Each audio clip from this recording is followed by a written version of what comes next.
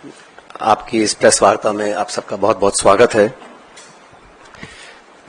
सबसे पहले पिछले कुछ दिनों में जिन भारतीय नागरिकों की मौत हुई है, खासकर सरहद के पास वाले क्षेत्रों में, मैं अपनी तरफ से, अपनी पार्टी की तरफ से और सभी लोगों की तरफ से उनको बहुत बहुत सांत्वना देना चाहता हूं और अपनी श्रद्धांजलि अर्पित करना चाहता हूं जिन लोगों की मौत पिछले कई दिनों में हुई है। दूसरा, मैं भारतीय सेना, भारतीय वायुसेना, थल सेना, हमारे सैनिकों का, हमारी फौज का जो पराक्रम और शौर्य है, मैं उसको सलाम करना चाहता हूं। और भारतीय सेना ने एक बार दोबारा दिखाया है कि वो दुनिया की सर्वोत्तम सेनाओं में से एक है। A professional armed forces that is second to none. The valour, the bravery and the professionalism of the Indian Armed Forces is unprecedented and second to none. पिछले 24 घंटों का जो घटनाक्रम है बहुत तेजी से बदला है और हम सबको बड़ा आश्चर्य हुआ जब सीज फायर की जो घोषणा है वो अमेरिकी राष्ट्रपति ने करी। ये शायद पहली बार हुआ है कि इस प्रकार की सीज फायर की घोषणा सोशल मीडिया के माध्यम से अमेरिका के राष्ट्रपति करते हैं। और जो उन्होंने अपने सोशल पोस्ट पर लिखा है उस पर भी हमको ध्यान देना चाहिए।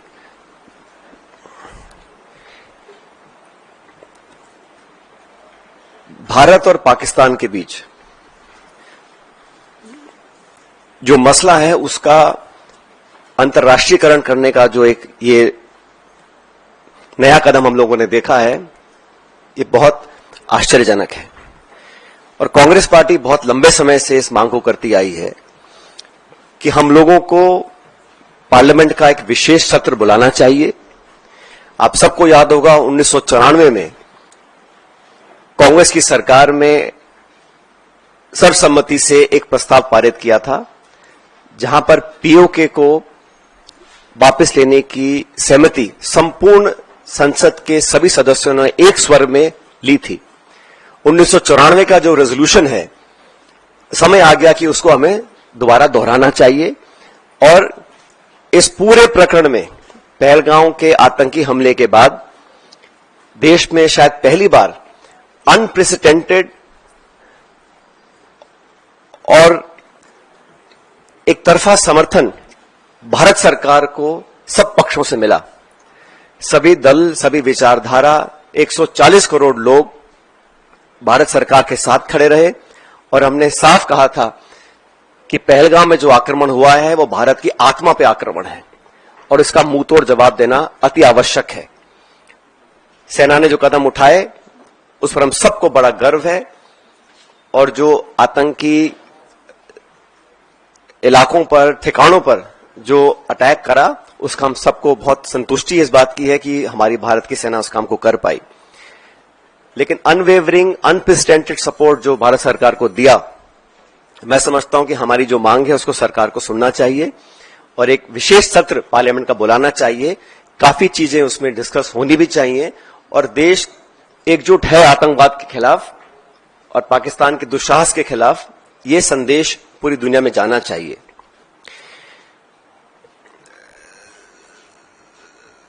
साथियों, जब ये घोषणा मीडिया के माध्यम से, और मैं सिर्फ उन बातों को रखना चाहता हूं जो पब्लिक डोमेन में है, काफी कुछ ऐसी बातें हैं जो हम सबको जानकारी में नहीं है, लेकिन जो पब्लिक डोमेन में है उसको देखकर लगता है कि बहुत से सवाल खड़े हुए हैं। अमेरिका का 2 दिन पहले कहना कि it is none of our business, उसके बाद secretary of state, vice president, US president सबसे पहले घोषणा करते हैं कि सीज फायर हो रहा है, उसके बाद पाकिस्तान और भारत भी सीज फायर का ऐलान करते हैं। ये जो मीडिएशन है इसको क्या भारत सरकार ने एक्सेप्ट किया है और किन कंडीशंस पे इस प्रकार की घोषणा अमेरिका ने करी है, ये बहुत बड़ा सवाल है। उसमें कश्मीर का जिक्र किया गया है। सेक्रेटरी ऑफ स्टेट ने बोला है कि एक न्यूट्रल साइट पर कश्मीर के मुद्दे को, और कितना गलत अमेरिका के राष्ट्रपति जी ने कहा कि हजारों साल पुराना ये मुद्दा है। वो भूल गए कि 76 साल पहले ये एक ही देश था, कोई मसला नहीं था, लेकिन उन्होंने कश्मीर के मुद्दे को उठाया। और मुझे लगता है कि ये इंडिया पाकिस्तान को हाइफनेट करने की दोबारा कोशिश की गई है। आईएमएफ का बेल आउट करना, पहले भी बैक चैनल डिस्कशंस होते होंगे, डिप्लोमेसी का अपना एक रोल है दुनिया के हर कोने में, लेकिन इस प्रकार वॉशिंगटन से सीज फायर की अगर घोषणा होती है तो कई सवाल खड़े करता है। भारतीय थल सेना के पूर्व जनरल्स ने भी जो बातें बोली हैं उस पर भी हमको ध्यान देना चाहिए।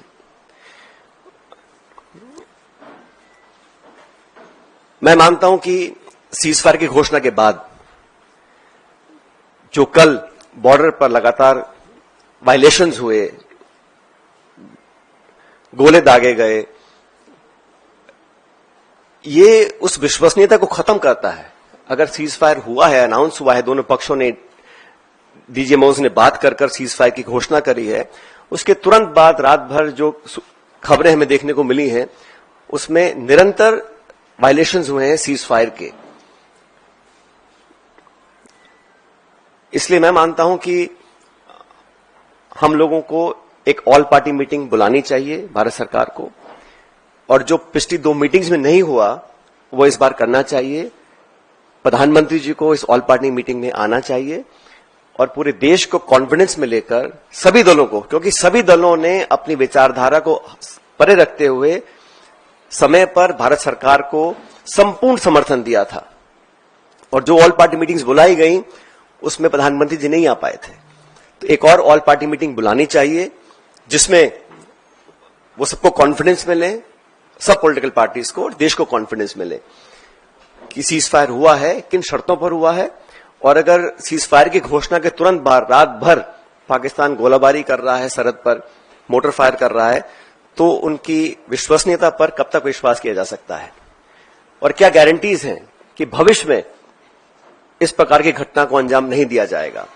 क्योंकि पाकिस्तान की सेना, पाकिस्तान का पॉलिटिकल सेटअप इस देश से बहुत फर्क है, तो वहां पर क्या अश्योरेंसेस हैं, क्या गारंटीज हैं और क्या विश्वसनीयता बची है कल की ढेर सारी वायलेशंस के बाद, ये एक बहुत बड़ा सवाल है।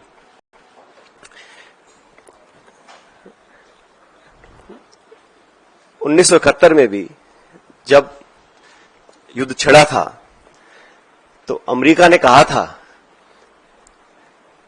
कि हम बे ऑफ बंगाल में अपना 7वां बेड़ा भेज रहे हैं, we will deploy the 7th fleet, that's what the American said.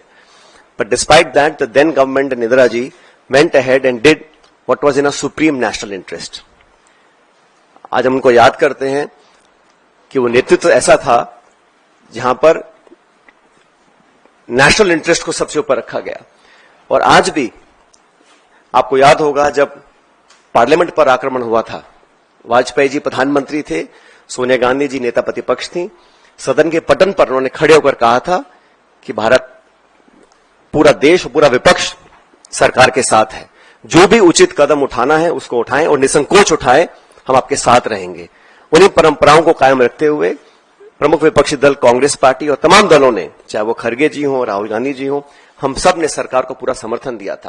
लेकिन इस प्रकार जो सीज फायर की घोषणा अमेरिकी राष्ट्रपति करते हैं, कुछ घंटे के बाद उसको वेरीफाई पाकिस्तान और इंडिया करते हैं, तो कहीं ना कहीं इस कश्मीर मुद्दे पर भी जो स्टेटमेंट्स आए अमेरिका की तरफ से,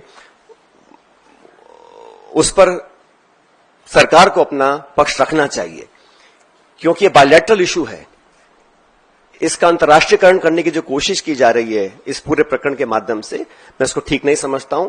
एक विशेष सत्र पार्लियामेंट का बुलाना चाहिए और कम से कम 1994 का जो रेजोल्यूशन था उसको दोबारा अडॉप्ट करें और देश के सामने स्पष्ट तरीके से कहा जाए कि no third party involvement will be accepted, it is a bilateral issue and it is India's and Pakistan issue and no country including America should have a space to intervene in a bilateral issue. अब तक हमारे पिछले कई दशकों की जो foreign policy थी, जो स्टेटेड पॉलिसी थी, वो बड़ी स्पष्ट थी उसमें कहीं मीडिएशन का, नेगोशिएशंस का, थर्ड पार्टी इन्वॉल्वमेंट का कोई स्कोप ही नहीं था, चाहे कोई प्रधानमंत्री हो, कोई सरकार हो। लेकिन जो अमेरिका का स्टेटमेंट आया है, उस पर इन सारी चीजों के ऊपर एक सवाल उठना लाजमी बनता है। इसलिए मैं इतना अपील करूंगा कि ऑल पार्टी मीटिंग सरकार को बुलानी चाहिए तुरंत प्रभाव से, और हमारे सैनिकों ने पिछले दिनों में जो कर दिखाया है, मुझे लगता है कि उस पर हम सबको बड़ा फख्र है, बड़ा नाज है, और हमारी सेनाओं का जो बल, जो ताकत, जो शौर्य, जो वीरता, जो कार्यकुशलता, जो प्रिसिशन, जिस जांबाजी से उन्होंने मजा चखाने का काम किया है पाकिस्तान को, उन सब पर हमको बड़ा नाज है, बड़ा फख्र है। Thank you.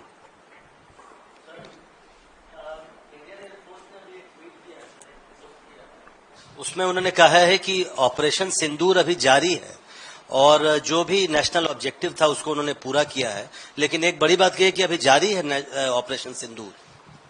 देखिए, आईएफ का जो सोशल मीडिया पे पोस्ट आया है, मैं उसका पूरा सम्मान करता हूं, और मैं नहीं समझता हूं कि हम लोगों को भारतीय वायुसेना के किसी भी स्टेटमेंट या किसी भी स्टैंड पर अपनी टिप्पणी देनी चाहिए। वो अपना काम कर रहे हैं, और मैं समझता हूं हम सबको आज अपनी सेना के साथ, अपनी वायुसेना के साथ मजबूती से खड़ा रहना है। जो उचित है, जो ठीक है, वो सेना में इतना दम और इतनी समझ है कि उनको कब क्या करना है।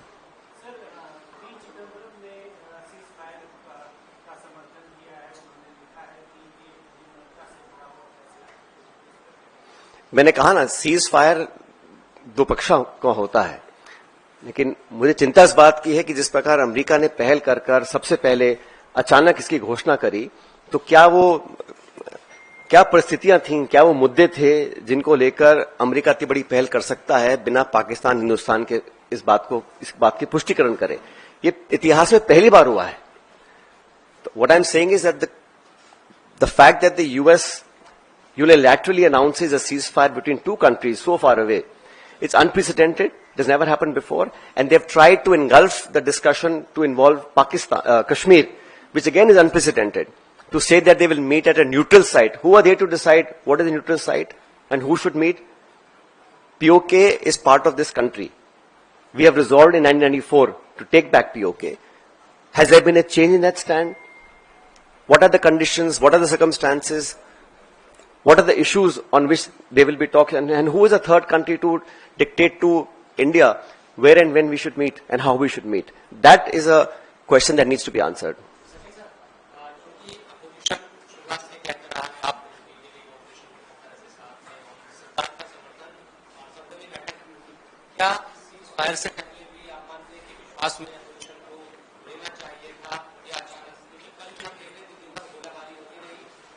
फायरिंग हो रही है, सब चीजें, और शाम 5 बजे जैसा मैंने कहा कि ऑल पार्टी मीटिंग्स में क्या डिस्कस किया, रक्षा मंत्री जी ने जो ब्रीफ किया अलग अलग दलों को, वो मीडिया में चर्चा करने का विषय नहीं है।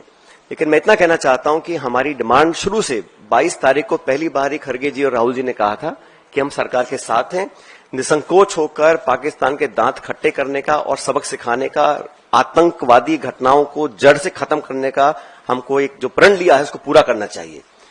और पूरा समर्थन कांग्रेस ने दिया, समूचे विपक्ष ने दिया, और मैंने बार बार कहा कि पहली बार कश्मीर में भी जिस प्रकार के जज्बात सामने आए, और वहां पे हर मजहब के लोग, हर धर्म के लोग चाहते थे कि ये जो आतंकवादी हमला है, ये आक्रमण है, इसका जवाब देना चाहिए। उन भावनाओं को, देश के समर्थन को, सर्वदलीय समर्थन जो सरकार को मिला, वो अनप्रेसिडेंटेड था। उसके बाद सरकार ने जो कॉन्फिडेंस में लिया, वो ऑल पार्टी मीटिंग्स में डिस्कस जो किया, वो चर्चा का विषय नहीं है। लेकिन हम चाहते हैं कि अब जो घटनाक्रम हुआ है पिछले 24 घंटे में, उसको लेकर सरकार को एक ऑल पार्टी मीटिंग बुलानी चाहिए, और प्रधानमंत्री जी को वहां मौजूद होकर पूरे समूचे पॉलिटिकल जो हमारा पार्लियामेंट की पार्टीज हैं, उनको कॉन्फिडेंस में लेना चाहिए। और जो अमेरिका का इन्वॉल्वमेंट, अमेरिका की घोषणा, secretary of state, vice president, US president लगातार घोषणाएं कर रहे हैं, ये पहली बार हुआ है, और इस समझ से परे है कि ये ऐसा क्यों होने दिया गया, क्योंकि हम पर आक्रमण हुआ था। भारत ने कभी भी किसी भी देश पर बेवजह अपनी नजरें नहीं टिकाई हैं। We have never been an aggressor. We are land of Mahatma Gandhi. We want peace everywhere, worldwide. But when people are encroaching, they don't want us to progress and be stable and peaceful, when Pakistan for last 35-40 years is instigating violence across the country, multiple occasions, how many lives have we lost? Innocent lives we have lost.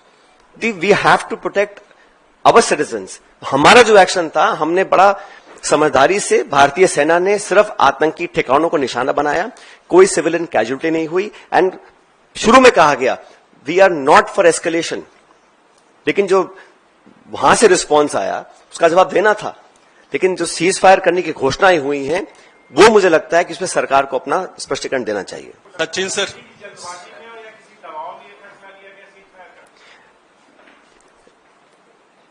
I don't want to speculate.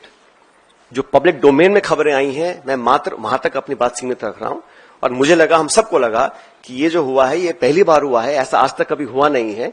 किन परिस्थितियों में ऐसा हुआ, क्या कारण थे, और अब आगे क्या होगा, क्योंकि उसमें लिखा गया है कि एक न्यूट्रल साइट पर कश्मीर मुद्दे को लेकर दोनों पक्षों की चर्चा होगी, कौन करवाएगा, ये third party mediation, Shimla agreement, इन सब पर सरकार को अपनी बात रखनी चाहिए। सचिन सर 2-3 सवाल हैं आपसे। पहला ये कि हम लोग इस लड़ाई में विपक्ष के समर्थन, तमाम कांग्रेस पार्टी और पूरे देश के समर्थन से सरकार को ताकत मिली थी और सेना पे आप लोग का विश्वास है। पहला सवाल ये है कि क्या हमने लीड लेकर भी पीछे हटे हैं, कांग्रेस ऐसा मानती है? दूसरा सवाल यह है कि इस लड़ाई को क्या आगे और बढ़ाते रहना चाहिए था भारत को जो अंडरस्टैंडिंग में नहीं आना चाहिए था? और लास्ट क्वेश्चन ये है कि आप लोग दोनों चीजों की मांग कर रहे हैं ना, संसद का स्पेशल सेशन और सर्वदलीय बैठक। बिल्कुल, दोनों मांगे हमारी पार्टी की हैं कि ऑल पार्टी मीटिंग दोबारा बुलाएं, उसमें प्रधानमंत्री जी खुद उपस्थित रहें, क्योंकि पिछली 2 बार वो उपस्थित नहीं रह सके थे, और पार्लियामेंट का विशेष सत्र बुलाया जाए, ताकि जो मुद्दे अभी मैंने रेखांकित किए हैं उस पर विस्तार से चर्चा हो सके और देश के सामने एक सही पिक्चर निकल कर आए। मैंने जो सवाल उठाई इसलिए उठाए क्योंकि पाकिस्तान का इतिहास रहा है। जब बंबई में आतंकी हमला हुआ 26/11, तब जांच में पाया गया कि वो पाकिस्तान के द्वारा नियंत्रित था, उन्होंने ही स्टेट स्पॉन्सर करके करवाया था। तो जांच की मांग रखना, it is an old habit of the Pakistan state. पर मैं कहना चाह रहा हूं कि इन विश्वसनीयता नहीं है। सीज फायर के तुरंत बाद वो गोलाबारी कर रहे हैं, तो भविष्य में वो अपने टेरर क्राइम्स को दोबारा पुनर्जीवित करेंगे, पोषित करेंगे, उसकी क्या जिम्मेदारी है, क्या गारंटीज हैं? तो हम लोगों ने जो किया, मैं इतना ही कहना चाहता हूं कि कंडीशंस क्या थी, सर्कमस्टेंसेस क्या थे, और पाकिस्तान और उसकी सेना पर कितना विश्वास किया जाना चाहिए कि भविष्य में इस प्रकार की घटना को दोबारा अंजाम वो ना दें।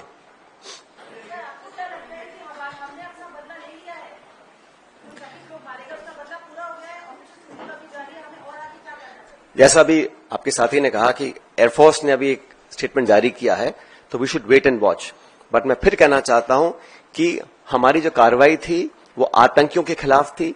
पाकिस्तान ने पनाह दी है ओसामा बिन लादेन को, वहां पे उसको मारा गिराया गया था पाकिस्तान के अंदर। हाफिज सईद, मसूद अजहर, तमाम जो अंतर्राष्ट्रीय चिन्हित आतंकवादी जिन पे खरबों रुपए का इनाम है, उन लोगों को पनाह देने का काम पाकिस्तान ने बहुत लंबे समय से किया है।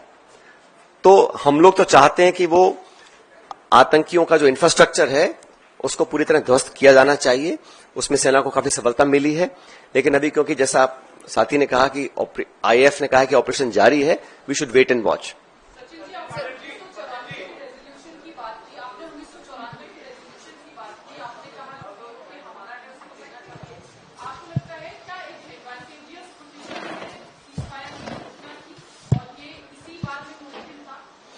मैं स्पेकुलेट करना नहीं चाहता हूं, मैं सिर्फ इतना कहना चाहता हूं 1994 में संपूर्ण संसद ने यूनानिमसली एक रेजोल्यूशन पास किया था और हम उस पर भी आज अड़िग हैं।